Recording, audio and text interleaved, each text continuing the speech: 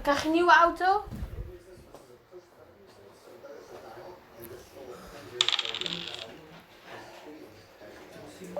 Hè?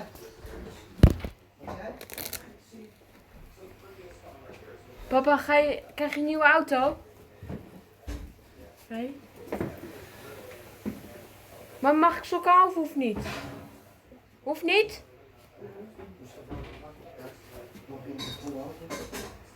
Waarom moet je er dan mee? Ja, echt niet. Nee, je moet niet praten, want dat hebben we eens vaker gezegd. Rotzooi. Wacht.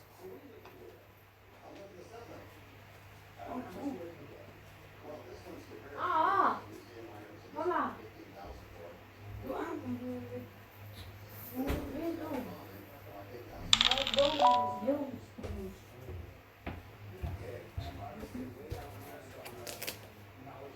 Even die voor nee.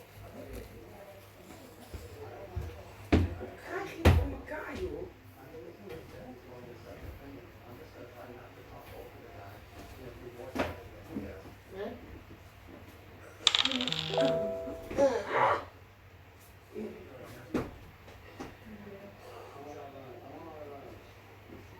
Nee. Je gaat wel.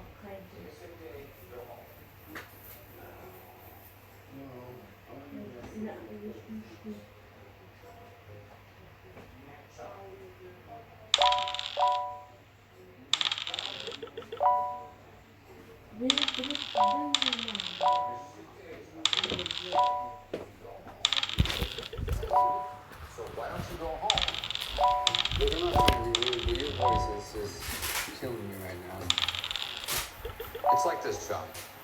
You can go home and get a sick day, or you can quit faking sick and get back to work. Which one are you going to do? American, if I was faking sick, I wouldn't be here. It's the whole point of having a sick day. Okay, make a decision. I am not paying you to sit in the break room all day. Going back to work. I don't feel good. A guy came in with 2 old telephones that he claims are extremely rare. I have some questions about them, so I called up the Bearded Knowledge to check them out. Oh, so these are what you called me about? Yeah. Oh, that's nice. That's a stroker. The fellow who came up with the first functional dial telephone was an undertaker. And the reason he came up with this was people were not letting customers give to him because the telephone operators were sending the customers to somebody else. And I'm going to fix that. And so he came up with this. I think I used a rotary telephone maybe once in my life. The idea of coming up with a dial telephone was a dream of the Bell Company, but it really took this one man, Anton Stroger. He was the one who figured out how to come up with the switching mechanism and then created the Automatic Electric Company, which made these phones where you could call direct. So what were your concerns about This guy's a plethora of knowledge about telephones, and I don't know what he's saying is true or not true. You mind if I take a look at them? I don't mind at all. Okay. That's all correct. And this one again there. Certainly. This is beautiful. This is lovely. This is in very nice shape. I don't see anything here that's an issue from a collector's standpoint. So these are desirable phones. They are just legitimate. Yes, they are. Mark, let me ask you this. We hang out with a lot of weird people in weird hats. I think your hat's pretty cool. Oh, thank you. Yeah, this is pretty good. Is there a big market out there of people that are collecting these things? Or I wouldn't say it's a large market, but it's a fanatical market. These are, really early classic ones. If you have a phone collector come into the shop, they'd be willing to pay for it because they are so rare. okay. Well, Mark, I appreciate you coming down. Not a problem. Thanks a lot. Thanks for bringing them in. It's Oh, great to you're see welcome. them. It's good meeting you. These 2 phones are actually quite rare, but the collector's market is very narrow. It's hard for somebody today to look at one of these and say, you want me to pay what? All right, so let me get this straight. You want me to pay $27,000 for the phones? No. 26? Yes. Okay.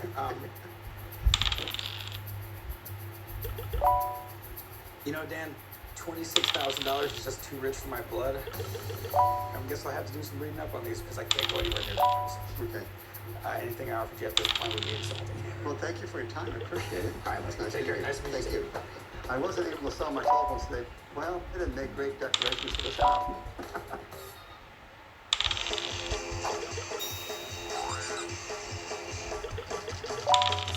Hey, what do we got here? Chinlong bowl. Chinlong bowl. Uh-huh. Okay, explain what a Chinlong bowl is to me. Chinlong was the period around 1700 when this bowl was done.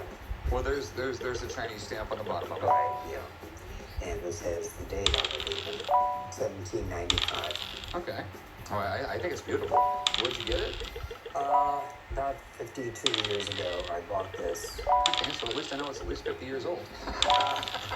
It's a lot older than that. I came down to pawn shop today to sell my Chinlong bowl. I bought it 50 years ago from a dealer. I'm asking $6,000 for it. The least I would take would probably be $4,000. And I figure, well, maybe it's time for somebody else to be able to enjoy it. You know, I just love everything about this. I mean, remember, this was done with no power tools. There was no massive temperature controls or anything like that. You know, it was more of an art than a science. Yeah. So do you know much about the Qianlong dynasty? No, I don't. Okay. I don't know a whole lot about Chinese porcelain. In Europe in the 1700s, 1800s, they were fascinated by Chinese Right. porcelain. Yes, they were. And it wasn't until I think the late 1700s that they even figured out how to make porcelain in Europe. The Chinese, they were really tight on the way they made their glazes, the way they fired it, and everything else like that. Yes. So there had to be a lot of experimentation in Europe trying to figure out how are the Chinese making this stuff. And it took a very long time for the Europeans to figure out how to make porcelain, which is very refined clay. I think it's really cool. I mean, Asian ceramics have always sort of fascinated me. I never really got into them a lot, but they're the ones who invented this stuff. Well, there's no chips in it, I can tell you that. No, there isn't. I'm not going to drop it. So, you're looking to sell it, I assume? Yes. Yeah. How much are you asking? I'm asking $6,000.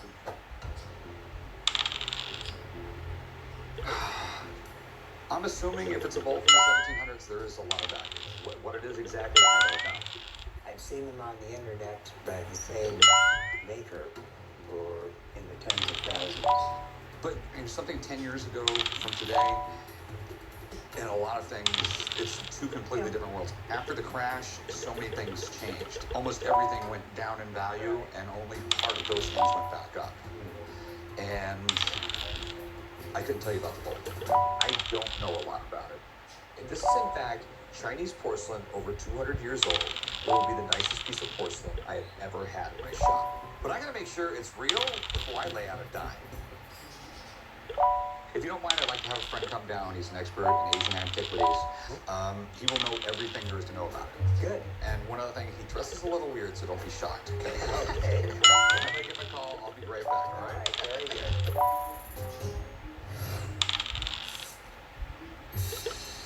Hey, Sean, it's my turn to clean the bathroom, bro. Go ahead, clean them. You know what the stuff is that you use? Dude, you're not looking so hot. What's wrong with you? I'm sick, dude. Sick of what? Sick of having the flu. That's not good. That's contagious. Stay right where you are with that. It's not that contagious. So why are you working if you're sick? Dude, you're not supposed to wait 6 days when you're sick. You know that. Come on. I feel you on that, but you know you won't lose a sick day if you leave past 3 o'clock. What? It's an unwritten rule. If you work more than half the day and then leave, you still get paid for the whole day. Really? Yeah. And if you throw up at work and someone sees you, it's like a get out of jail free card. You're good as gone. I had no idea there was this 3 o'clock clause in the unwritten rules of sick days.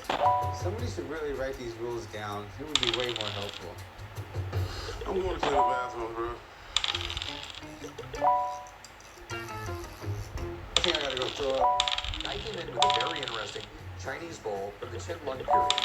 I just don't know a lot about Chinese porcelain. So I called in a buddy of mine who is an expert in Asian antiques. Wow, this is a gorgeous, gorgeous piece of Chinese ceramic. It's still absolutely in impeccable condition. I mean, I'm going to say museum quality for what I've seen.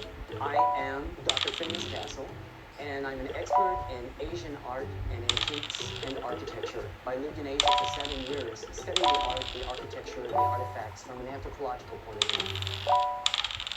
So tell me what you know about it. You know what I love about it? Do you see the iridescence of that bowl?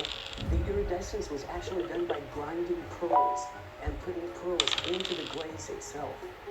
This bowl was used to hold water and rose petals for the royal court. I find it really interesting. I find it really cool, but is it real? So to really know whether this is a Qin-Lung bowl or not is to look on the back. As you look at ancient Chinese configurations, you're going to get 6 figures. 1, 2, 3, 4, 5, 6. So when I look at this, what I'm seeing here, this means Qia. And this says Qin. Qia Qin Dynasty. Unfortunately, this is not Qin-Lung. This is another dynasty. And the Qia Qin Dynasty was after Qin-Lung. This was the dynasty of his son. So it's Chia Chen, not Chen Long. We are Qia Qin Bowl. Okay, Chia Chen. So I absolutely do believe it's authentic to that dynasty. All right, so what do you think it's worth? Okay, so I'm going to say a good, solid wholesale price on it would be $3,000. Okay. Well, thanks, man. Yes, sir. I Absolutely. really appreciate it. I am absolutely amazed that there's a bowl like that floating around. How did that bowl get to Las Vegas? My hope is that someday it may end up in a museum. Okay. Final offer would be $4,500. You know, I should pay $3,000 for it. I'll pay $3,500 because I find it a really fascinating piece and I think it'll sell. Well, I have been offered more for it. Would you consider 4? I'll tell you what, I'll go 38 and I'm probably crazy for doing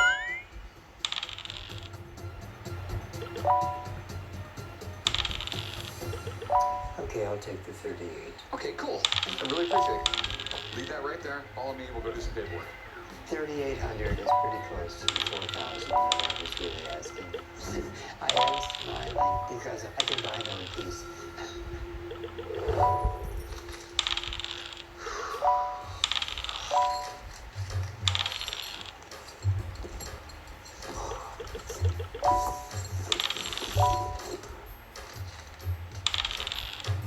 Really? Chum, get the... Chum, Oh, what? you're about 2 seconds from getting fired. Fired for what? Get off my desk now. I can't talk. You want me to call an ambulance? No. You know, I'm pissed. I'm getting whatever he's got. I got a ton of to do tomorrow. I'm going up. Just go home. You won't get a sick day. Just leave. I'm done. What? Just leave. Get the hell out of here. I'm not gonna have a sick day if I leave? Yeah. Alright, I'll be back tomorrow.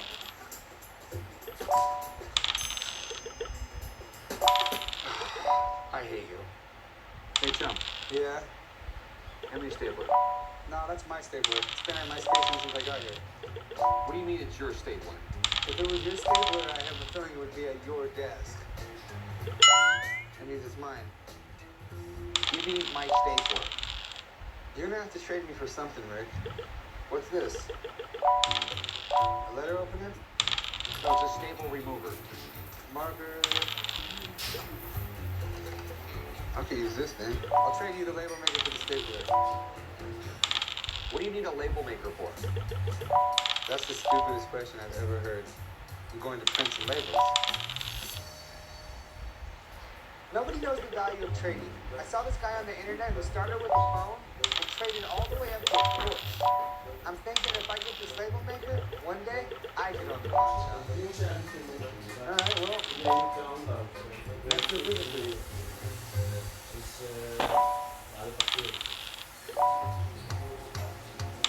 My shop, family comes first, and money comes second, depending on who you ask. But the best part, you never know what's going to come through that door. This is Pawn Stars.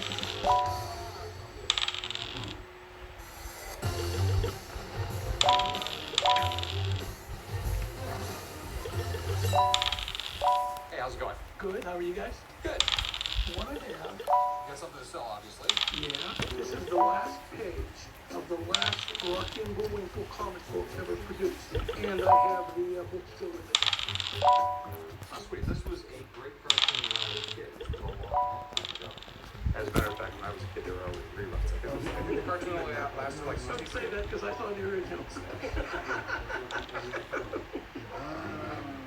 I came down to the pawn shop today to sell the last page of the last Bullwinkle Rocky comic book that was ever produced. I have Flash, I have Spider-Man, I have Superman. So this one just didn't fit really into the collection. I'm asking $1,100 for it, but realistically, I'd probably take somewhere between $500 and $600.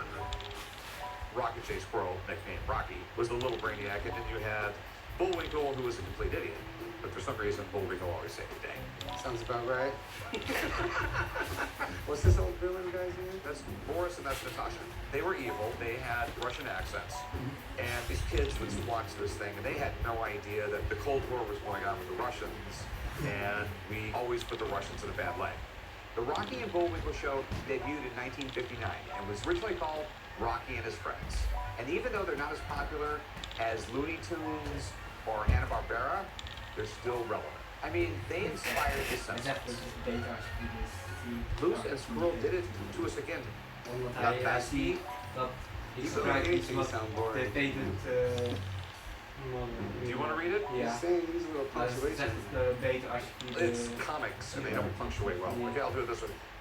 Moose and Squirrel did it to us again, Lembaski. That was fun. Okay. What do we do now? But anyway, I think it's cool. How much you want? I'll give you $2,500 for it. Really? You really think that? Oh, yeah. It's just not going to work, Boris. Well, I will give you $500.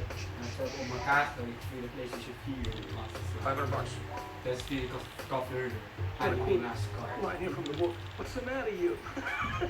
About $750. It's not a really quick sell.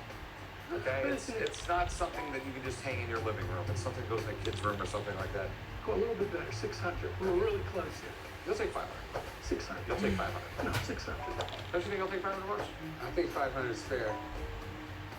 It's Rocky and Bullwinkle. It's not Spider-Man. It's not Batman. 550.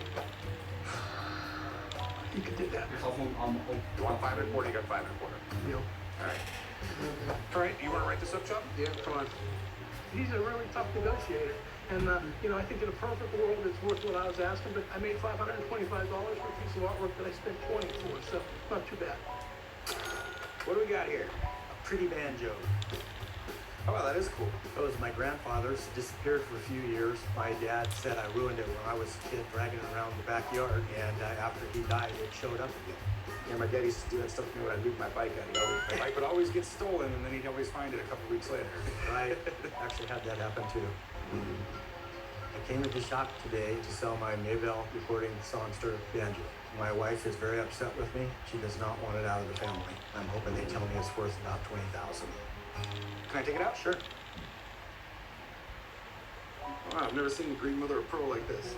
So it's a Maybell. Singerland thing was a parent company or something. They made guitars. I think they started with like ukuleles or something, and then eventually got bought by Gibson. I mean, Gibson was kind of known for not liking competition, so they would buy you. Have any idea how old it might be? Or I found an original ad for it. It was 1905. it's as old as you think it is, man. I mean, it's in awesome shape. When was the last time it was played? You know? Or No idea. what's kind of got me going here is the color. I've never seen a Green Mother of Pearl like this. When I first saw it, I didn't think they had something like this back in the early 1900s. But when I saw the ad, it showed the green mother of pearl. Stuff back then was just made better. Today, you're expected to buy something and then buy a new one in 2 years. Yes. It was just a different way to think. This was your banjo. This is your banjo that you had for the rest of your life. Right. What are you looking to do with it, man? I'm gonna sell it for the right price. All right. Any idea what you're looking to get out of it? I've seen it online for sale anywhere from $300 to $2,000. To be honest with you, I've seen banjos sell for $50,000 and I've seen them sell for $50,000, and I can't tell the two apart. Right. Well, this is one of the $50,000 ones, so. I hope so. I got a friend who owns a Cowtown Guitars up the street, and he deals with nothing but stuff like this. Sure. He'll be able to tell us everything there is to know about it, and I wanted to check it out. Okay. Let me give him a call. Hang out. They're back, right? I'm really hoping he tells me it's worth much more than I'm asking, because I don't want my wife to be pissed off at me.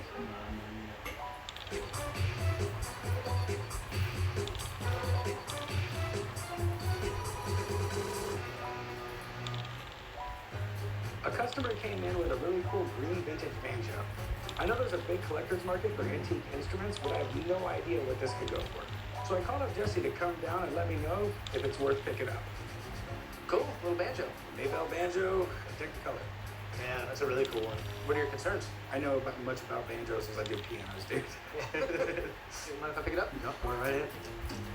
It's kind of neat because, believe it or not, this mother of pearl is like the early stages of plastics. It's called pyroline. This was actually kind of an exotic thing to make a banjo out of. This is probably 1930s because of the stuff that's on it. It's got a Grover double hump tailpiece, and that's very indicative of 1930s banjos. You see them today and you think of them for only like country music, stuff like that. I mean, they're in big bands, they're in everything. Yeah. Can you play it? I cannot play the banjo. I want to hear it. So you couldn't play that song from Deliverance? No, not at all. That song scares me, actually. Playing a banjo and playing a guitar are totally different. They're tuned different, the strings are in a different order, the finger picking style. It's a completely different instrument than the guitar. Completely different. This tuner right here, this one's changed. This is probably from the 1960s or so. That's actually kind of not that big of a deal. But you can tell somebody played it pretty good. It wore right through the nickel plating right here, right down to the brass. It's a really cool banjo. This is like one of the only banjos that actually did like a wild color. Everything was pretty much, you know, the standard white mother of pearl stuff and everything. So to see one in a green color is actually kind of neat. It's cool. I've seen banjos go for a lot of money before, and this one to me looks really damn fancy. What's it worth? Well, this was Gibson's biggest competitor. They didn't gain the notoriety and popularity of the Gibson stuff. Gibson has always been, you know, kind of the benchmark for a lot of this stuff. Well, certain models of Gibsons could be, you know, $20,000, $30,000. This one, it's got the changed tuner, has a little bit of, you know, surface rust and stuff, but it's intact.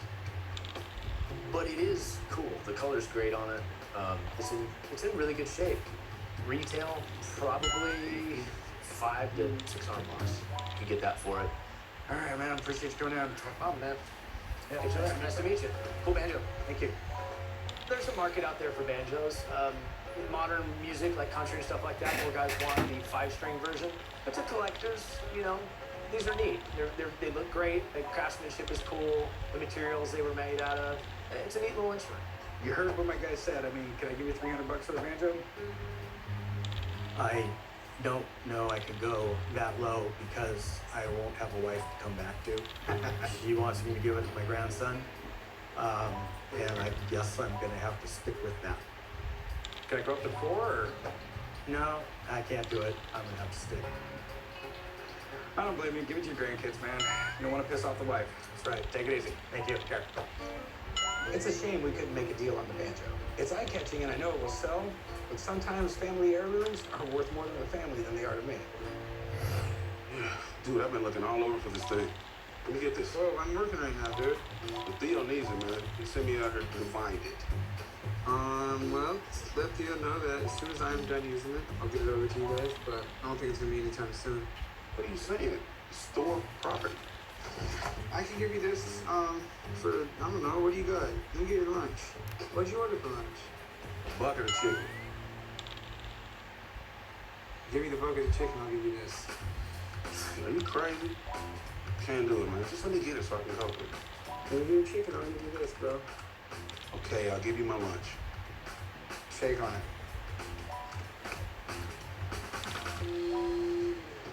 Alright, what's the deal? All this for a damn labor. I hate this job. See, this is actually my first time. My big guy. Who's that? Oh, no. Hey, oh, yeah. American Pie, deel 2. I invited someone else. Een nieuwe plek. It's a palace. Dezelfde struggles. Was I any good that night? You suck. American Pie 2, vanavond om 8:30, RTL 7. Work fast, motherfucker.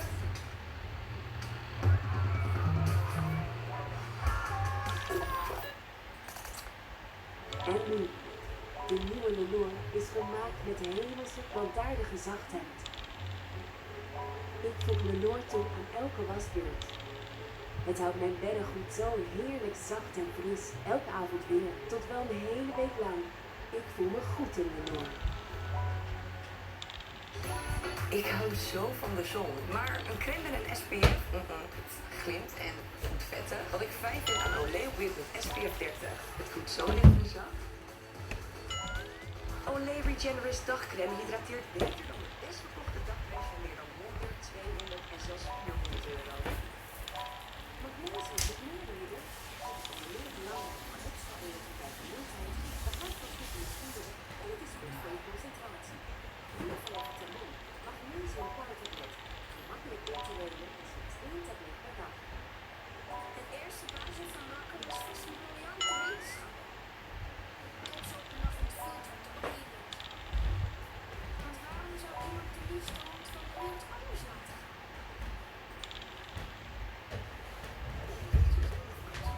Voor de helft.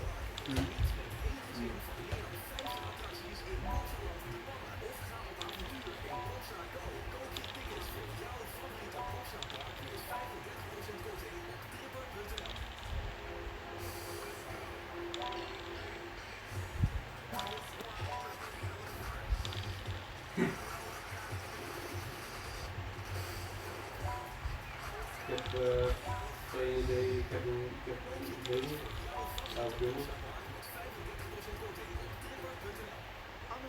Ik wil als een screensaver. Dat is wat? Als een screensaver, maar in plaats van DVD. In plaats van DVD wil je? Tuurlijk. Ja, als het bestaat. Of dit logo van... Oh, trouwens, op deze kant, op KD kan je dat sowieso.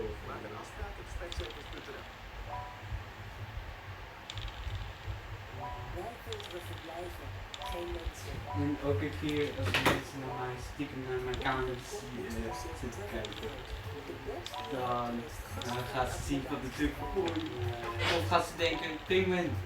Is dat echt zo bij, oh volgens mij, ik weet wel, ja, zei ik. Ik heb het wel gezien, ja. Ja, ik wil dat als deze verliezen. Kan dat met KD's als sponsor of heb ik geen idee? Want dit is al redelijk.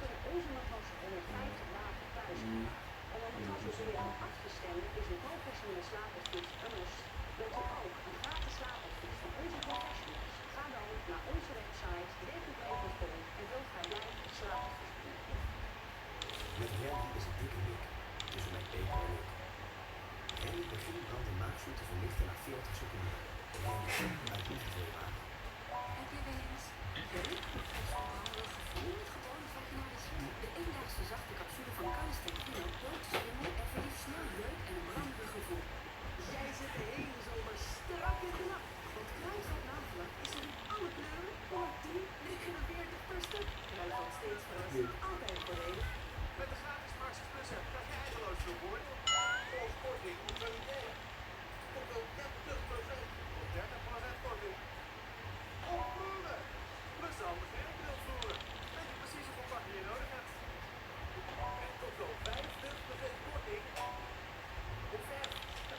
Nou ook niet. Ik heb 10% danskorting met die van de keuze. Goede maken.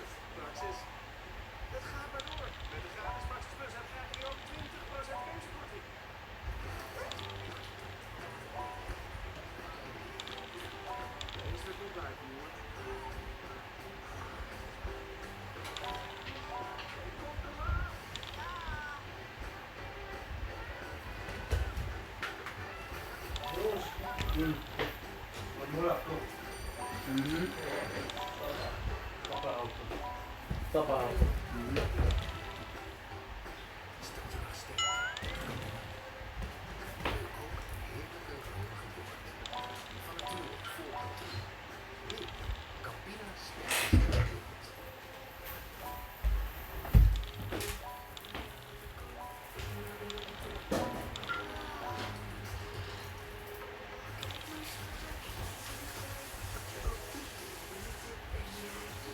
Hou alles uit je mobiel met unlimited data en bellen van T-Mobile.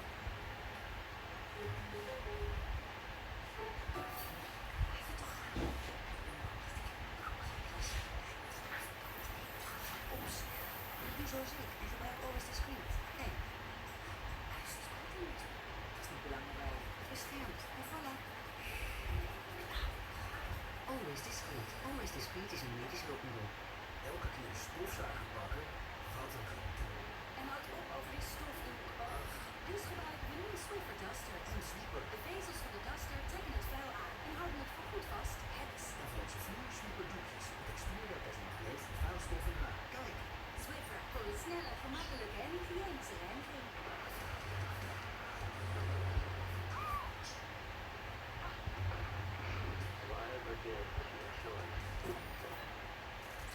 Zaterdag en zondag op 7. 3 klassieke spaghetti westerns. Met in de hoofdrol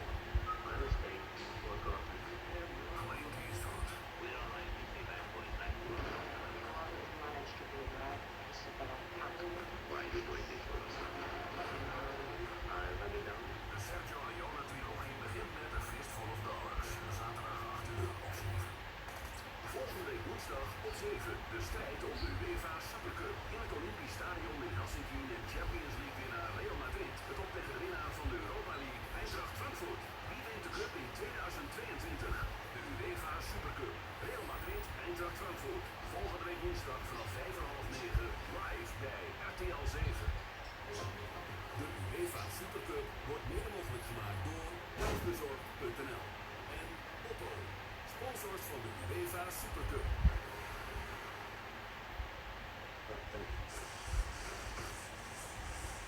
Well, seafood salad. I ordered a sandwich. You want my fried chicken? Yeah, sure. Mashed potatoes and gravy? I'll take it. What will you give me for it? What do you want? $30? What do you mean $30? Let me have that desk for the week. I can't give you my dad's desk for the week. Why not? Because it's not my desk. I'm just saying, bro. We have that desk for a week. We got potatoes, gravy, chicken, utensils. I can't give you my dad's desk, dude. Give it to me for the day. Alright, deal. Enjoy. What are you gonna do with the salad? You can have it.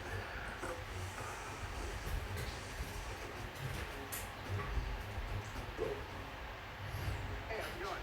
Good. How you doing? Pretty good. What do we have here?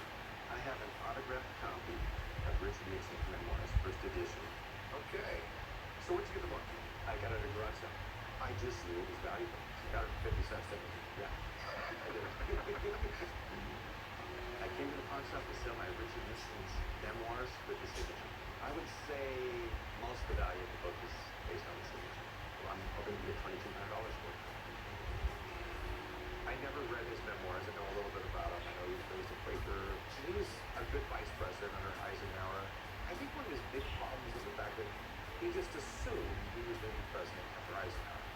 And through the course of a lot of things, it didn't happen. It was one of the closest elections in American history.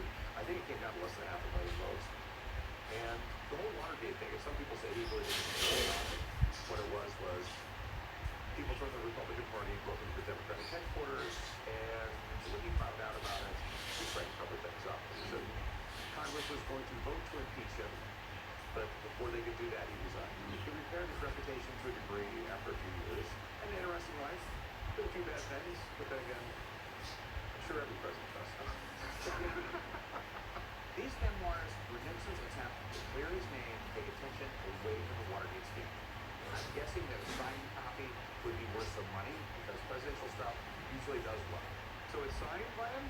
Yeah, it's actually, there's a page designed for his signature. So, Okay, you're saying that's his signature and pen. right. Okay. The fan of Richard Nixon? Well, it's kind of a little bit before my time. But I've been to the Richard Nixon Presidential Library. So I've shown him this book already. Okay, and what did they have to say about it? About 5 years ago, they said it's worth at least $2,500, and they think the signature is good. That is absolutely amazing how they're going to praise it for $2,500 and we think it's real. So how much do you want for it? I'm going to ask for $22 million. All right, just so you know, when you go to a library or something like that, you're dealing with people who really don't buy and sell stuff. You're dealing with people who put stuff on display. And what something is worth is very subjective. I'm going to get a friend down here. I'm going to have her take a look at it. She will give us a non-biased opinion. Hang out, maybe buy something, figure out where you're going to spend all that money. The upside of an expert coming in is that they verify that the signature is real.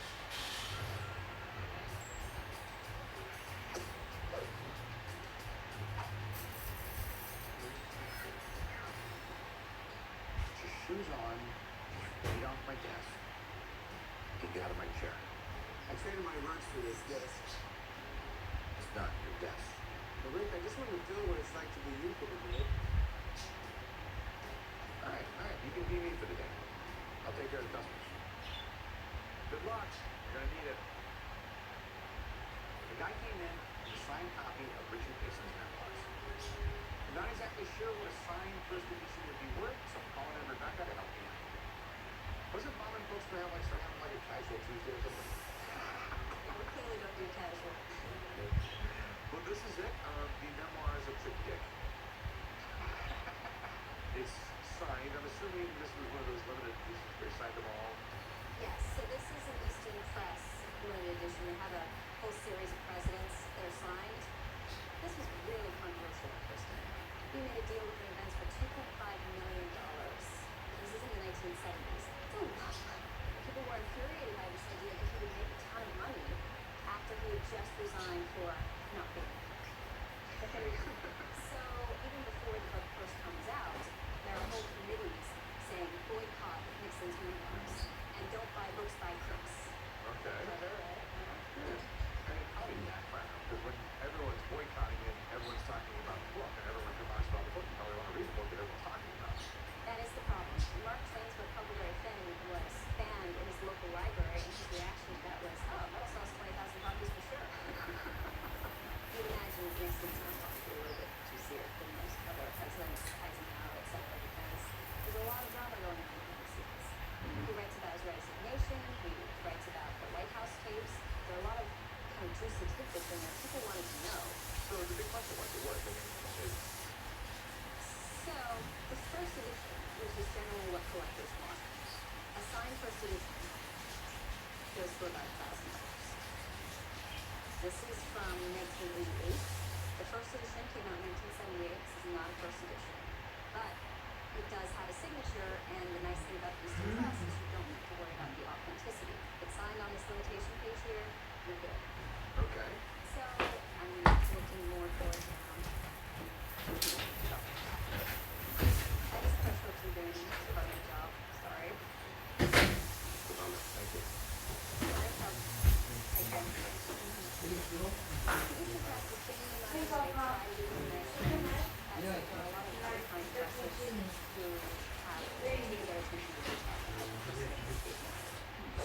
So what do you take on the books for?